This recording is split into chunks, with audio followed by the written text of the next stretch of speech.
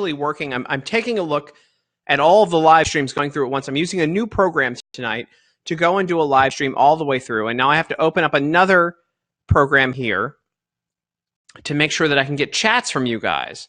This is going to be pretty good. I'm using a new program called Restream tonight so that I can contact everyone and connect with everyone. What's going on, guys? So I'm connecting with everyone through all of my Facebook channels, all of my YouTube, and Twitter at the same time. How about them apples? That's how this works. All this brand new technology going on. I know that there's a Trump rally going on. I know there's so much stuff going on. What's going on? The storm? What's going on, everybody?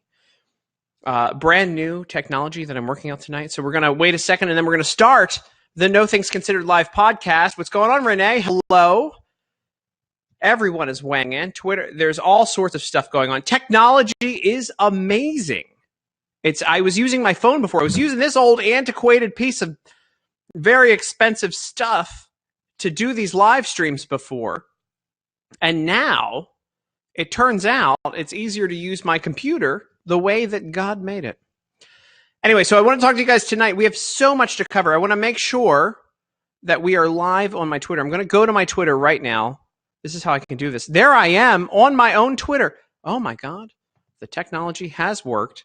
Let's start with No Things Considered tonight, live right now. Let's talk about everything that's going on in politics. And to start, very important that you drink along with me. I've got with me, I'm holding up right now, this is a very special bourbon that you can only get locally here in Washington, D.C. And you can see I'm not a big drinker, but I've drank a lot of this. It's Buffalo Trace, but it's not just Buffalo Trace. It's Buffalo Trace that's made for my favorite liquor store. That is not. I have no sponsors for the show. Before I get started, I just want to tell you this. BK Miller has the best. They got their own single barrel Buffalo Trace, and it's the best stuff I have ever had in my life. It's amazing. So if you ever get a chance to get to BK Miller, just know that I've bought enough of it that I'm convinced that you guys can go get some, and I won't lose my supply there. I just want to talk about everything that's going on in politics right now. So let's cover this stuff. Let's talk about this Ukrainian situation. All right. Number one, the whistleblower never had any kind of firsthand knowledge on anything that was going on, right? That was the initial, right? That was like the thing that started all of this. Like the whistleblower literally was using hearsay evidence that wouldn't be held up in any court. This would not be used anywhere. It wouldn't be permitted anywhere at all. But for some reason, because of the way the government happens to be set up to have a slow coup on Donald Trump and try to get rid of him by any means necessary, this bullshit was allowed.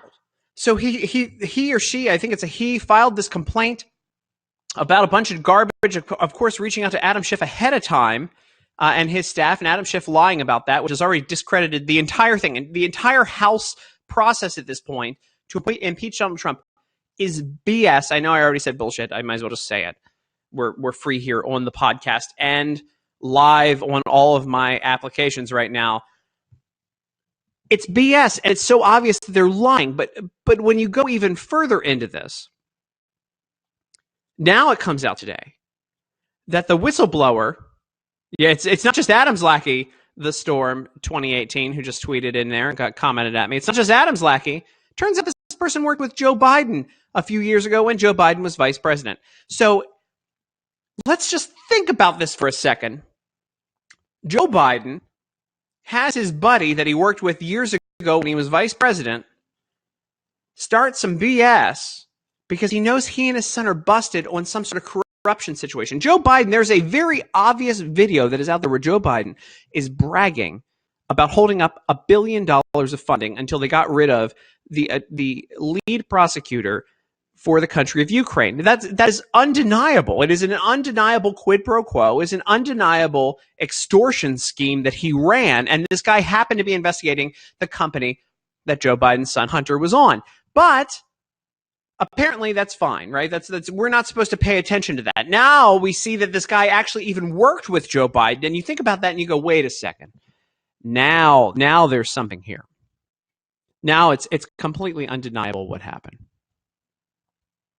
I mean, how is this? You're right, by the way, that Eldia Blovis, is that I don't want to say your name wrong, or Eldia B. Lovis. I don't know how to say names sometimes when I read these comments when they come through on Twitter. it's getting old. First, it was Russian collusion, right? We were told for 3 years by every mainstream media outlet, other than Fox News, who actually was fair and balanced, that it was definitely collusion. Every week, I remember when I was working at the Daily Caller, every Friday night at about 6 or 6:30 p.m., a story would drop about how Russian collusion was definitely happening, how the end of Trump's presidency was coming, how they had the smoking gun, especially on the Trump Tower meeting. And it never ended up being anything. 6 paragraphs down in every one of these articles, it was an anonymous source. And that's what's happening again here. This is just somebody who came forward. They were just kind of winging it. And they were completely winging it. They were completely making something up. They're making up some sort of a charge that has no basis. I mean, he has the right. Donald Trump has the right. America has the right to investigate corruption. There's a lot of corruption in the Ukraine. We have a treaty that we can go back and forth. It's the same thing over and over again. Correct, Nanny Boo Boo. Thanks for weighing in. It's so repetitious at this point. It's getting annoying. It's annoying, and it's not even as good as the Russian collusion thing. And the Russian collusion thing at least had some gravitas to it. You felt like something was going to happen with it. At some point, you thought something was going to flush out. I kind of thought it was BS the entire time, to be honest with you. I never believed it to begin with. They keep going back and forth with this narrative, right? Because one day Donald Trump is an idiot, and the next day, Donald Trump is this nefarious criminal who can collude with multiple countries and come up with some sort of massive campaign to bring companies together and do everything you can think about. And that's a good point. By the way, if you guys are listening and you don't see the comments coming through, Lawrence with a lot of numbers after his name just commented, Clinton Foundation. You want to talk about that was such an obvious pay-to-play scheme, right? The Clinton Foundation, when they were doing the Clinton Foundation, when they were still running it, that doesn't work when you don't have a government official in the family anymore. They're working hard on getting Chelsea in there.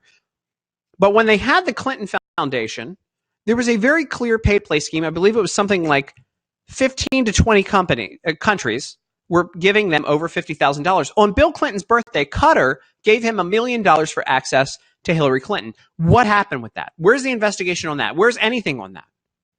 Where's anything on that? Yeah, where did all that money go? What did they do with that money?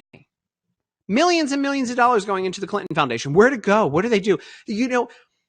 I'll be honest with you. I'm not a big fan of Jimmy Carter as a president, but at least Jimmy Carter, you see him building houses. The poor old guy rolls down steps this past week, busts his eye open. He's out building houses. You see him actually doing something tangible. Also, he's never really made more than $200,000 a year. That's a guy who, listen, terrible president, the worst, but we wouldn't have had Reagan without him, right? You got to have the worst to have one of the best.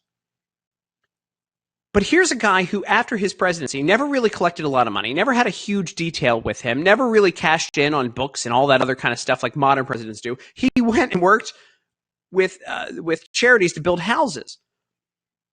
That's more than I can say for, and I don't even know what the Clinton Foundation is. If you're listening right now, or if you're listening after the fact when this is published on the podcast on Podbean and iTunes and all the things I do, iHeartRadio, radio.com, Spotify.